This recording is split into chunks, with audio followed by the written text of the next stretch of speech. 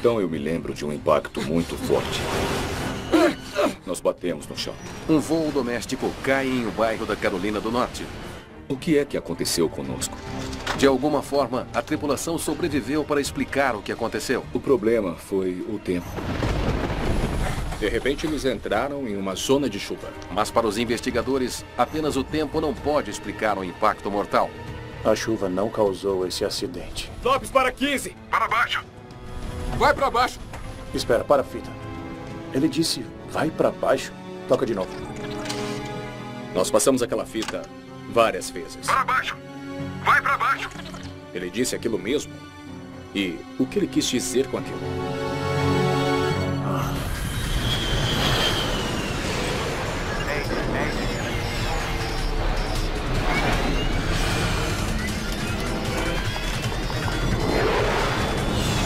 Acidentes aéreos.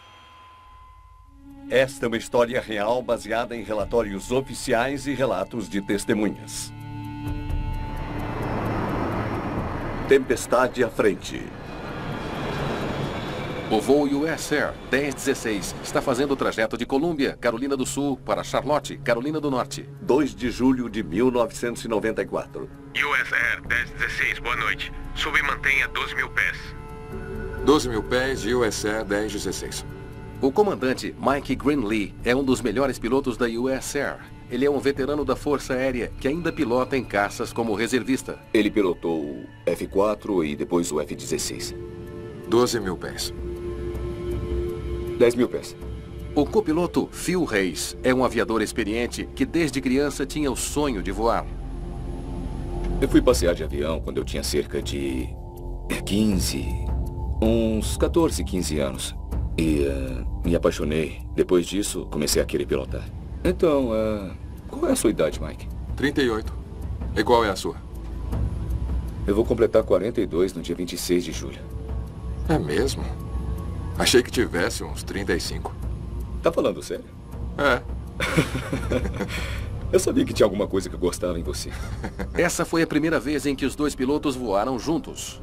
O Mike era um homem muito afável, um companheiro bastante simpático e nos demos bem imediatamente.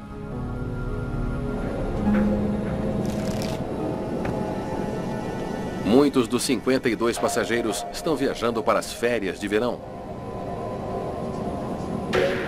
Isso foi em um sábado, antes do dia 4 de julho. Então muitos estavam viajando a lazer. A senhora aceita um lanche? Sim. O comissário Richard DeMary está na empresa há 2 anos. Ele gosta tanto do que faz, que procura maneiras de trabalhar mais horas. Eu escolhi esse voo. Ele fazia parte de uma série de voos ao longo de vários dias. Era um trabalho de 3 dias, com múltiplos voos todos os dias. No voo de hoje, ele vai para Charlotte em um DC-9, um dos muitos tipos de aeronaves que Greenlee e Reis costumam pilotar. Que aviões costuma pilotar? O Lear, Cessna Citation, King Air Beechcraft. São aviões muito bons. São muito bons. As tripulações de voo na US Air sempre foram muito profissionais. E muitos bimotores, navarros e essas coisas. É? Tem muitas horas em navarros, Aztecs, Sênecas. Então, por isso, havia muita confiança nas pessoas com quem estávamos trabalhando, dos dois lados, tanto dos comissários de bordo quanto dos pilotos. A tripulação da US Air está na sua 4ª viagem do dia. Eles começaram essa manhã em Pittsburgh. Voaram para Nova York, depois para Charlotte e logo após Columbia. Agora eles estão voltando para Charlotte. O tempo não estava ruim, não tinha nenhuma trovoada, não tinha nada. O tempo estava completamente bom. Era um dia lindo de verão. Faltam aproximadamente 15 minutos para o pouso do DC-9. Senhoras e senhores, estamos a 64 quilômetros de Charlotte. Nesse momento, gostaríamos de pedir aos comissários de bordo que façam os preparativos para o pouso. Eu posso limpar isso para a senhora? Pois não. O voo entre Columbia e Charlotte foi normal. Ele foi curto, sabe? Mesmo que fosse um voo de 50 minutos, o tempo do voo propriamente dito era bem menos que isso. Conforme eles se aproximam do aeroporto, o céu começa a escurecer. Tá chovendo mais do que eu imaginava lá fora. Nós conseguimos ver um pouco de... O jeito que chamamos isso no ramo da aviação é cúmulos. Estava chovendo ali. Mas aquilo não era nada para se preocupar. Era só uma chuvinha. O Mike continuou e ligou o radar. Parece que está chovendo bem no limite da entrada do aeroporto. O radar mostra que à frente está chovendo um pouco. Charlotte, US Air 1016. 1016, prossiga. Estamos vendo uma pequena formação aqui. Parece que está situada na radial. A que distância está vendo isso, 1016? A cerca de 15 milhas. O controlador explica que irá conduzir os pilotos para longe da chuva. Quero que virem um pouco antes de chegarem à chuva, a cerca de 8 km ao norte. Ok. Ele fez bem.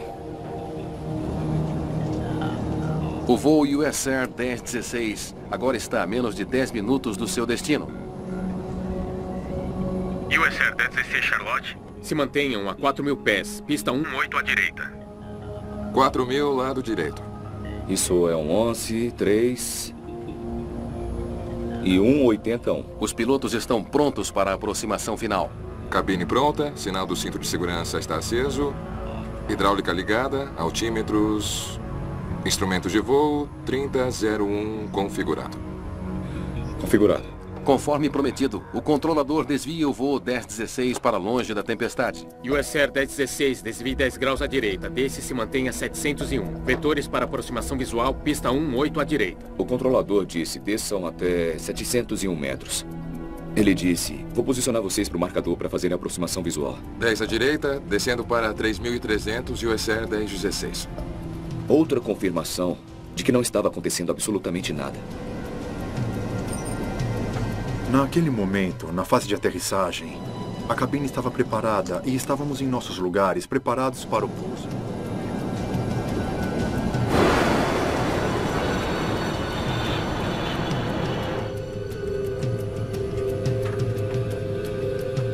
Descendo.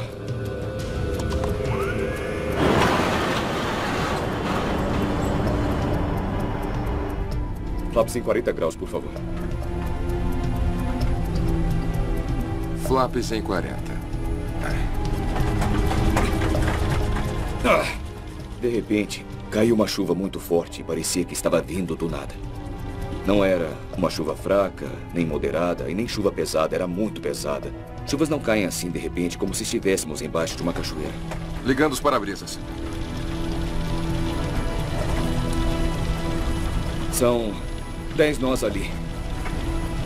E então ficamos. O que aconteceu? O que é que mudou? Em outros eventos de chuva, você consegue ver pela janela. Você consegue entender as coisas. Aquela chuva obstruiu completamente qualquer visão da nossa janela. Ok, você está com 20 a mais. A visibilidade tinha sido reduzida e, com aquela chuva pesada, eu e o Mike tomamos a mesma decisão, praticamente ao mesmo tempo. Vamos arremeter. Vamos arremeter, vá para a direita.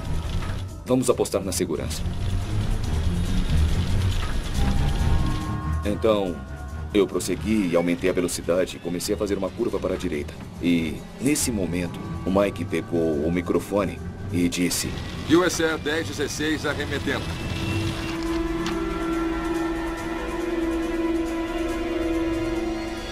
US Air 1016, entendo Que vai arremeter. Vou em direção à pista. Sub se mantém a 3.000 pés. Isso é o que os pilotos chamam de aproximação perdida. Nós ouvimos o barulho dos motores. A sensação no corpo de que o avião está subindo. Precisar arremeter não é tão incomum.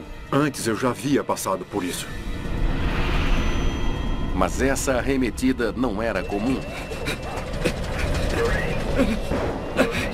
De repente, o avião não estava mais voando e começou a cair. E começamos a perder a velocidade muito rapidamente. Foi muito alarmante. Aquilo não fazia parte de uma arremetida. Potência máxima. Phil Hayes aciona os propulsores ao máximo. Estávamos caindo e eu estava me preparando.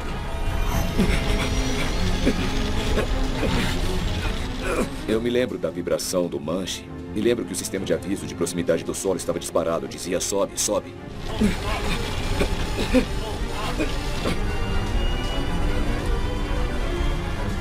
Então eu me lembro de um impacto muito forte.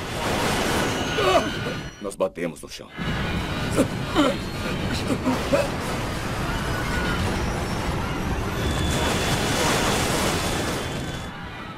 Nós fomos deslizando no chão e eu comecei a ouvir as árvores estalando.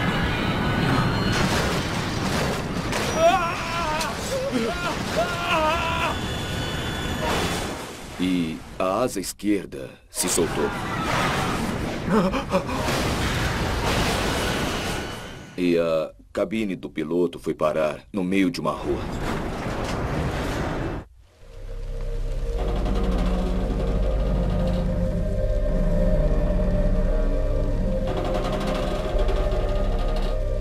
O voo US Air 1016, com destino a Charlotte, Carolina do Norte, bateu no chão a menos de 1,5 km do aeroporto.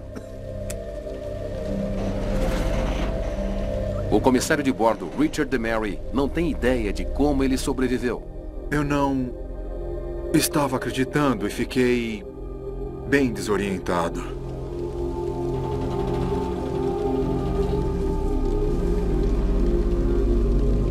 E demorou alguns segundos para eu conseguir entender onde estava. E devo dizer que fiquei com medo. Sabe, fiquei muito assustado por causa da fumaça e do calor que estavam saindo do avião. E eu lembro que me veio aquele pensamento de que eu sobrevivi ao acidente e que eu não queria morrer depois.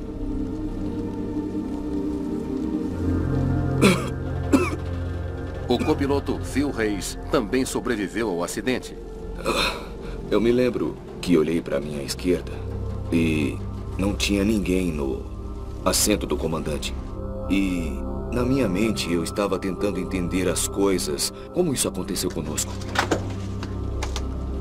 E então eu soltei meu cinto de segurança, rastejei para a abertura e encontrei o comandante Mike Greenlee cuidando de um dos comissários de bordo que tinha ferimentos. Tivemos a percepção total de que tínhamos sofrido um acidente. Nós entendemos.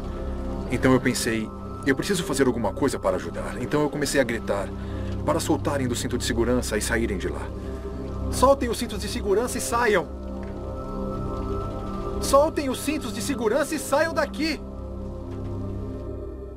Boa noite. Os trabalhadores da emergência de Charlotte, na Carolina do Norte, estão passando esse domingo tirando os corpos dos destroços de um jato da US Air que caiu lá a noite passada.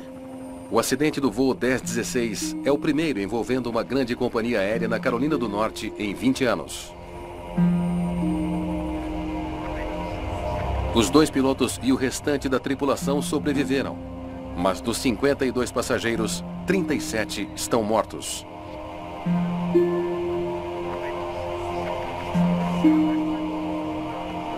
Quando olhei para trás e vi os destroços, aquilo foi muito surreal.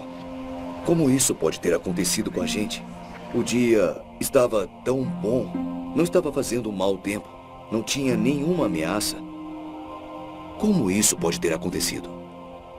Greg Faith, investigador sênior da National Transportation Safety Board, vai liderar a investigação. Toda vez que vai para um local de acidente de avião, no local do acidente, sempre tem aquela onda de emoção e não importa o tanto de experiência que um investigador tenha. Porque você sabe que as pessoas foram gravemente feridas ou estão mortas nesse evento em particular. E então, como investigador responsável, você tem que separar os sentimentos das ações, porque não pode ficar emocionalmente ligado e ainda conseguir fazer seu trabalho. Examinar os destroços é a primeira tarefa da equipe. E aí, o que temos? Eles devem determinar se uma perda de potência do motor foi um fator no acidente. Eles examinam os 2 motores Pratt & Whitney. Tem uma variedade de coisas que esses especialistas em motores procuram para determinar se, na verdade, ali tem algum tipo de problema operacional, algum mau funcionamento mecânico ou uma falha no motor ou então nos motores. De imediato, eles percebem uma coisa inesperada. Olha só isso. O reversor de empuxo desse motor está acionado. O exame que eles fizeram no motor direito indicou que o reversor de empuxo estava na posição acionada e que o reversor de empuxo do motor esquerdo estava na posição desligado. E é claro que isso sempre dá um sinal de alerta e você fica pensando, por que esse não está na mesma posição que aquele? Porque eles deveriam estar simétricos. Os reversores de empuxo são acionados na aterrissagem para ajudar a desacelerar o avião. Eles atuam redirecionando para a frente os gases de escape de alta potência dos motores. Caso isso aconteça em voo, é prejudicial, porque se ocorrer em um motor de um avião multimotor, você cria uma situação de impulso assimétrico. Talvez seja por isso que esse avião caiu. Como o Lauda Air 4. 3 anos antes, na Tailândia, o voo 4 da Lauda Air caiu matando 223 pessoas. Um reversor de empuxo foi o culpado. Tivemos reversores de empuxo acionados em voos. E, dependendo da velocidade da aeronave, você pode literalmente arrancar aquele motor dela. Uma investigação mais detalhada revela marcas de abrasão no metal do reversor do lado direito. Marcas que sugerem um impacto pesado com o solo. É uma pista importante. Uma análise posterior leva a uma resposta definitiva. Os investigadores sabem exatamente quando e como o reversor do lado direito foi acionado. Eles conseguiram determinar se o reversor do motor direito, mesmo que estivesse acionado, que isso aconteceu durante a sequência de impactos e que não ocorreu durante o voo. Pelo menos sabemos que não foram os reversores. Eliminar uma causa potencial é um passo adiante para os investigadores. Mas eles ainda estão longe de entender o que derrubou o voo 1016 da US Air. Continue pesquisando nos destroços para ver se encontra alguma pista. Vou falar com a tripulação. Talvez os pilotos possam esclarecer o que aconteceu. O impacto quebrou meu pé e fez um corte na minha cabeça. Então eu fiquei no hospital cerca de 3 dias, eu acho. E quando fomos liberados do hospital, fomos levados para um hotel. O copiloto Phil Reis encontra-se com a NTSB. Muito obrigado por ter vindo até aqui. De nada. Vamos fazer algumas perguntas. Isso não vai demorar. Nós reconhecemos que aquele não era um momento agradável para eles. É provável que esse seja o evento profissional mais difícil que tenham passado. No dia do acidente, pode dizer o que aconteceu? O problema foi o tempo. E como é que estava o tempo? Flaps em 40 graus, por favor.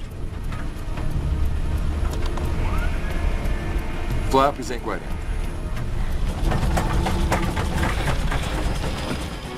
E de repente, eles entraram na zona de chuva. Nós perdemos toda a visibilidade. Arremete, vai para a direita. Foi quando o comandante falou para o copiloto, que nesse caso era o piloto do voo no momento, para arremeter o voo. Eles iam subir para 914 metros, tombar à direita para fazer a curva pela direita. E é claro que nesse caso está aumentando a potência ao mesmo tempo. A próxima coisa que eu vi foi o avião caindo. É uma sensação terrível sentir a queda do avião e perceber que ele não está voando mais. Antes de mais nada, por que decidiu voar na tempestade? Os pilotos costumam evitar tempestades, porque podem produzir correntes de ar violentas que causam turbulência ou até mesmo danificam a aeronave.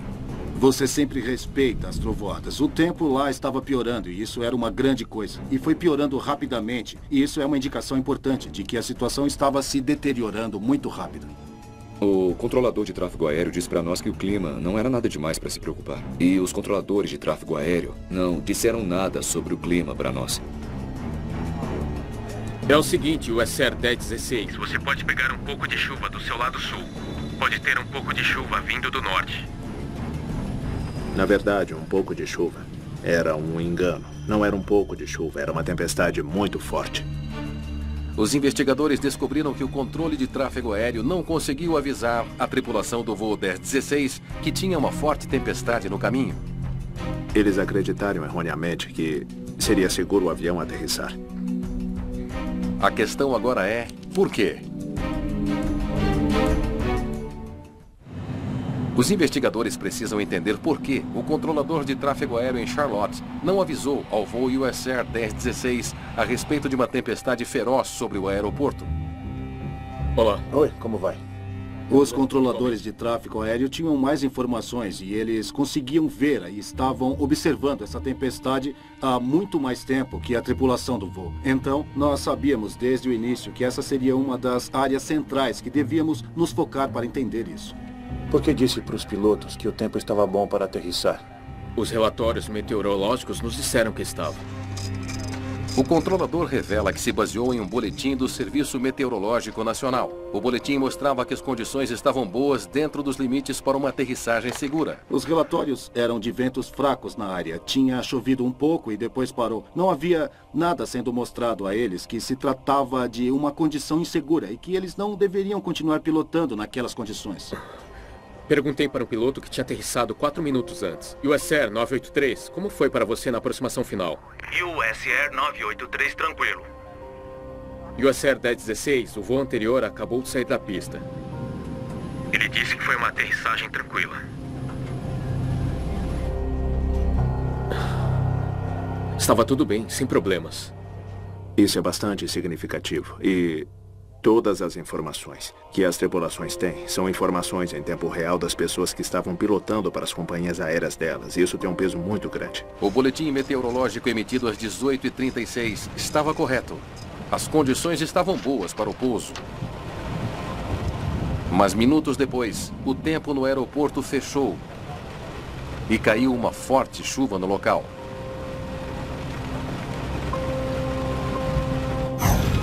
Arremete, vai para a direita. USR 1016 arremetendo. USR 1016, entendo que vai arremeter. Vou em direção à pista, suba e se mantém a 3.000 pés. Ao mesmo tempo, o controlador reconhece a aproximação perdida da tripulação. USR 1016, entendo que está virando à direita. Vai em frente, 1016. Ele não recebe uma resposta.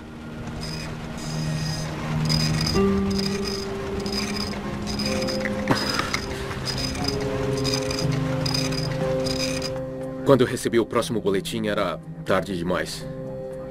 Olha só, eu agradeço a sua ajuda. Se eu tiver mais dúvidas, tudo bem se eu te ligar? Pode ser? Claro.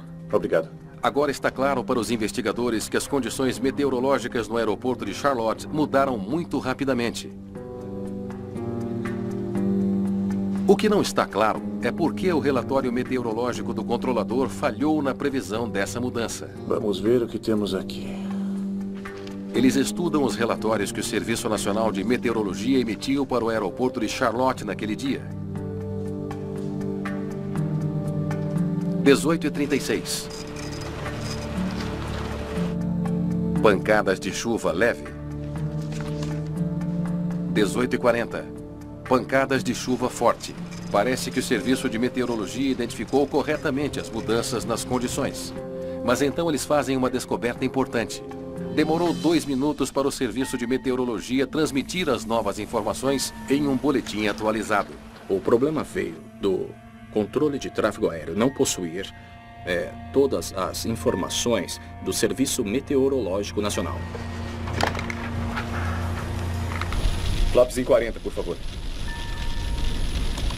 Então eles não estavam fornecendo as informações em tempo real para a tripulação do voo. Flaps em 40. Eles estavam muito atrasados no fornecimento das informações essenciais, o que teria ajudado essa tripulação a tomar as decisões conforme se aproximavam do aeroporto.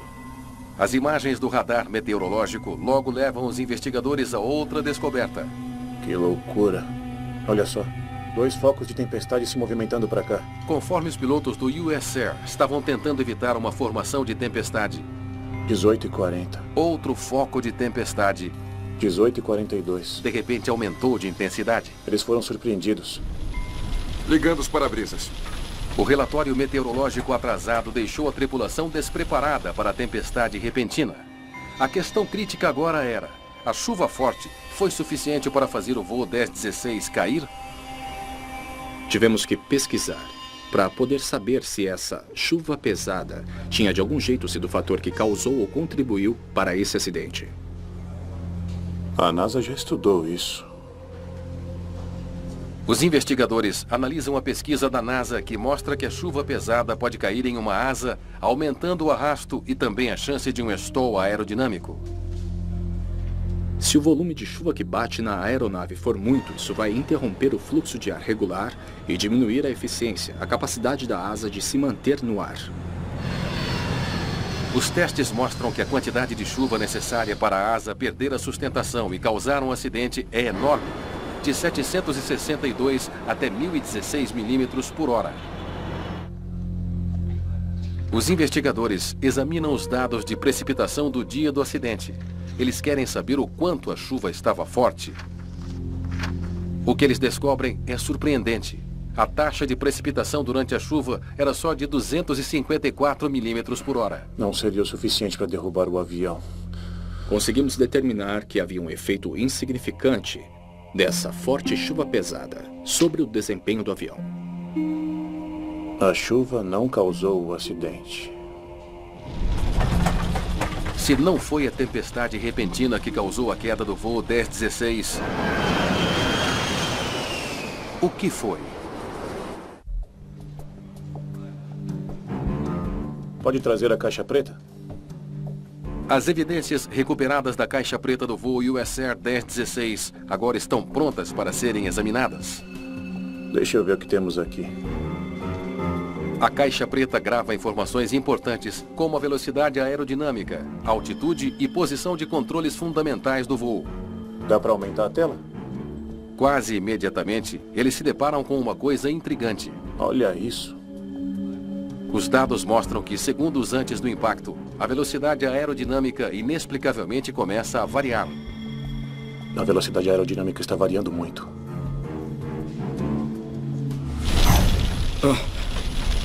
Agora 10 nós. Primeiro o avião cai para 10 nós. Depois ele aumenta para 30 nós. Ok, você está com 20 a mais. Dá para ver uma mudança no avião, porque a velocidade aerodinâmica começou a variar. A velocidade aerodinâmica é a velocidade de um avião em relação à massa de ar pela qual ele está passando. Se o avião encontra um vento a favor, a velocidade aerodinâmica cai, porque diminui a taxa de fluxo de ar sobre as asas. Um vento contrário tem o efeito oposto, aumentando a velocidade aerodinâmica e acelerando o fluxo de ar sobre as asas. O que acontece é que você tem um desempenho que vai aumentando porque está voando em um vento contrário. Talvez o vento tenha derrubado o avião. Ventos fortes seriam os culpados?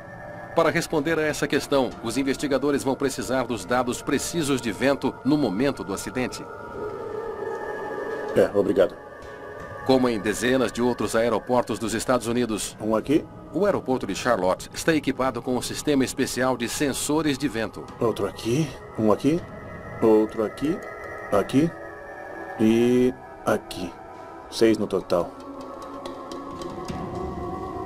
O sistema de alerta de tesoura de vento próximo ao solo são vários anemômetros, que são sensores de velocidade e de direção colocados em vários lugares, ao redor e perto do aeroporto. E eles comparam os ventos de toda a parte do aeroporto. Tudo bem, vamos ver. Os investigadores esperam que os dados combinados de todos os 6 sensores no aeroporto de Charlotte expliquem para eles o quanto os ventos estavam perigosos no dia do acidente. Tinha um vento leve que não era nada grave. Eles descobrem que a velocidade do vento máxima não estava muito alta naquele dia. Espera um pouco. Olha esse vento. Ele sopra para todos os lados. Mas as mudanças na velocidade do vento e na direção eram extremas. Olha só isso. Menos de 2 minutos antes do acidente, 4 dos 6 sensores estavam mostrando um evento meteorológico conhecido como tesoura de vento. Tesoura de vento é uma mudança súbita na direção do vento e na velocidade, que pode fazer com que a velocidade aerodinâmica do avião se torne perigosamente instável. O que torna perigoso a tesoura de vento perto das pistas de pouso é porque o avião chega para aterrissar em velocidades aerodinâmicas muito baixas e ele está próximo ao solo. Então, não há muito espaço para conseguir gerenciar a sustentação da aeronave. Os investigadores podem finalmente estar próximos de uma descoberta. Vamos mandar esses dados para a NASA e ver o que eles dizem. Mas eles não vão saber se foi esta tesoura de vento que derrubou o DC-9 até os especialistas analisarem os dados meteorológicos em detalhes. O meteorologista da NASA, Fred Proctor, recebe essa tarefa.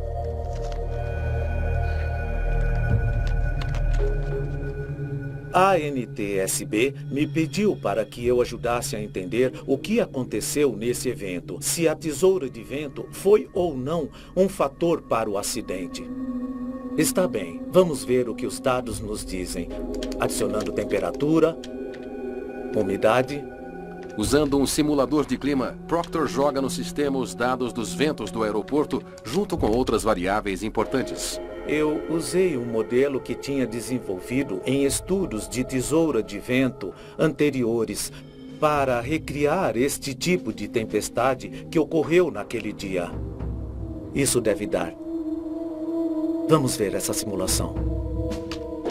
E então, a partir daí, comecei a juntar as peças ou a reconstruir o evento do acidente. A simulação mostra as forças dentro da tempestade em detalhes precisos.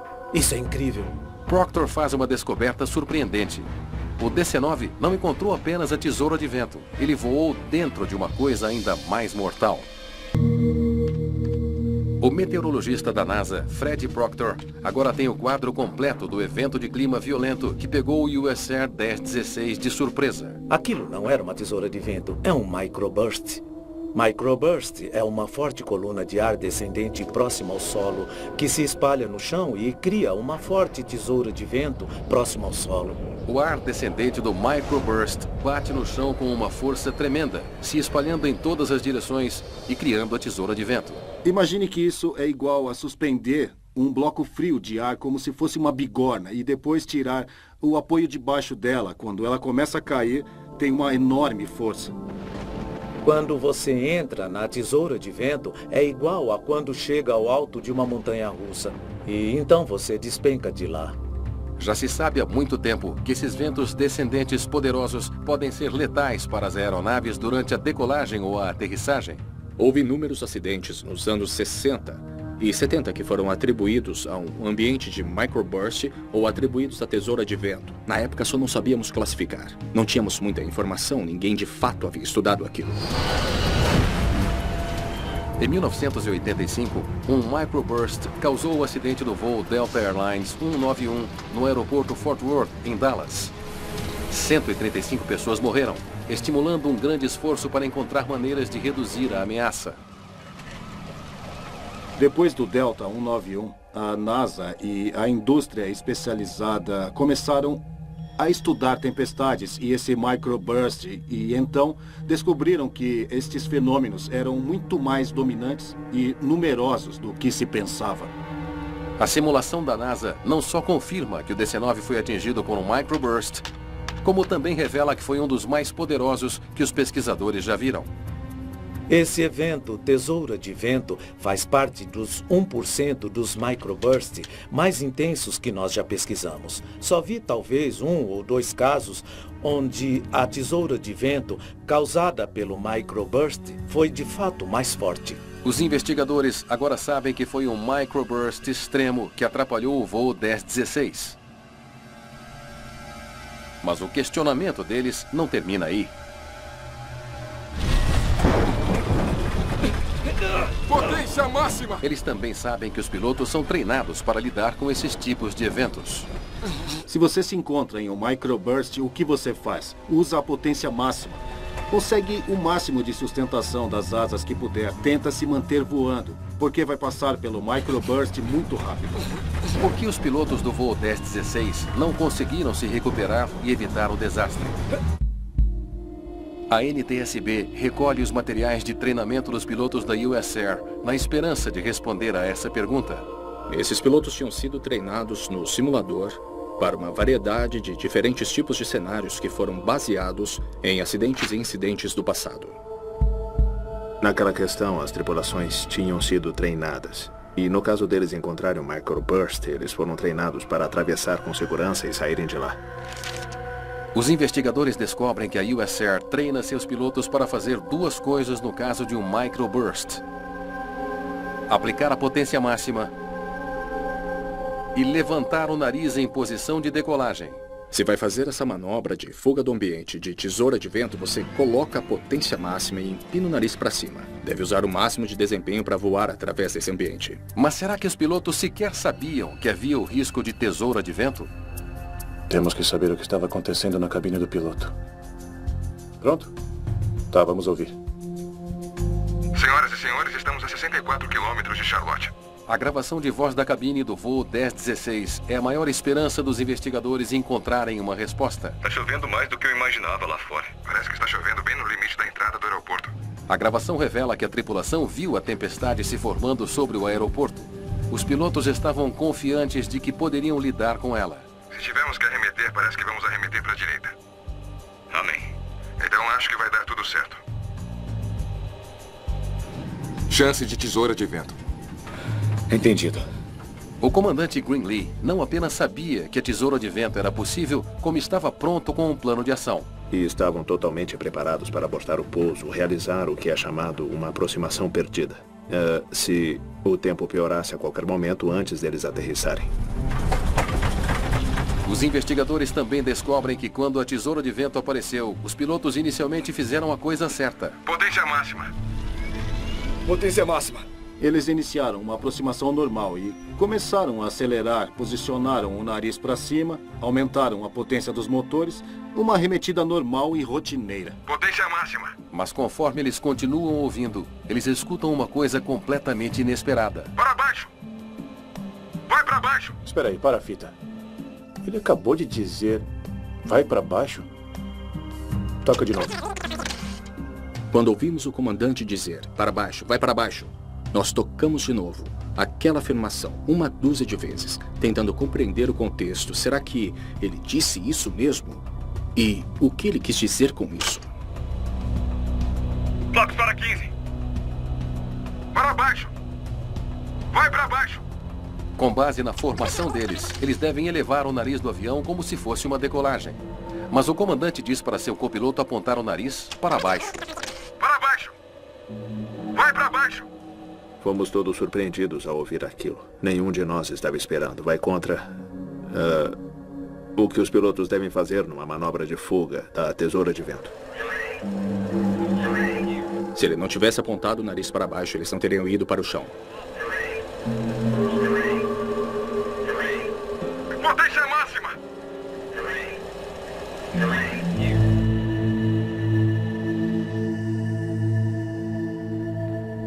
O que ele estava pensando? Os investigadores voltam a falar com os pilotos da US Air, na esperança de descobrir por que eles não elevaram o nariz do avião para a decolagem, como foram treinados para fazer. Oi. É um prazer te ver. Olha, eu preciso da sua ajuda com uma coisa que não consigo entender. Por que o comandante decidiu abaixar o nariz? Eu não me lembro do que aconteceu. Eu não estou certo se eu tenho uma lembrança clara disso, dele dizendo isso. Ou se só me lembro de ouvir isso no gravador de voz da cabine do piloto. Só me lembro que estávamos perdendo velocidade. Nós poderíamos ter estolado. Eles foram interrogados de novo do porquê do comandante dar aquela ordem. Mas eu acredito que não tivemos uma resposta que explicasse. E quando mostramos a eles a fita e deixamos o comandante e o copiloto ouvirem o gravador de voz da cabine do piloto e dissemos, é você, por que falou isso? Eu não sei. Tudo bem. Obrigado de novo. Tentar obter informações precisas em um interrogatório com eles acabou sendo muito difícil. Não porque eles estavam escondendo nada, mas porque os humanos nem sempre lembram dos detalhes de eventos de alto estresse. Próximo, por favor. Os investigadores só podem especular sobre por que o comandante reagiu daquela forma. Próximo slide, por favor. Isso sugere que ele pode ter sofrido um fenômeno mortal que os aviadores chamam de desorientação espacial. Mantemos nossa orientação no espaço com os pés no chão. Basicamente, pela força da gravidade e pelo fluido no nosso ouvido interno e principalmente pelos nossos olhos. De forma que quando você olha para o horizonte, sabe o que está em cima e o que está embaixo. Ok, você está com 20 a mais. Arremete, vai para a direita. USR 1016 arremetendo. Durante um voo, mudanças extremas de velocidade, direção e altitude criam forças físicas no corpo que podem confundir os sentidos.